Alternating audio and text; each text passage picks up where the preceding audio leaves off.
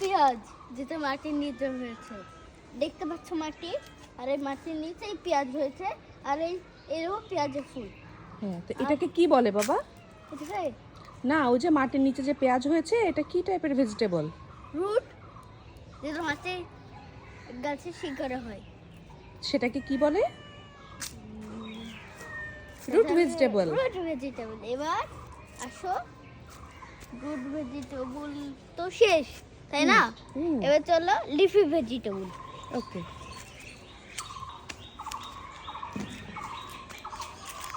Spinach. হুম। Spinach অনেকগুলো পাতা ধরেছে। এবার আমার সাথে চলো, এবার আচ্ছা, হলো স্পিনাচ, এটাকে তাহলে কি বলে? স্পিনাচ।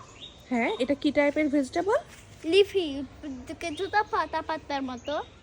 আচ্ছা, এখন তাহলে আমরা কোথায় যাব? এবার আমরা ফ্রুট ভেজিটেবলের কাছে যাব। চলো ফ্রুটের কাছে যাবো। ফ্রুট ভেজিটেবল যেগুলো এমনি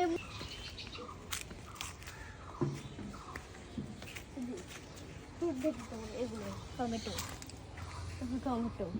টমেটো, এগুলো কি?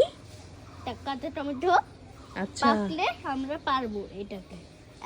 মোটামুটি এত বড় হয়েছে, পুরোপুরি এত বড় হবে।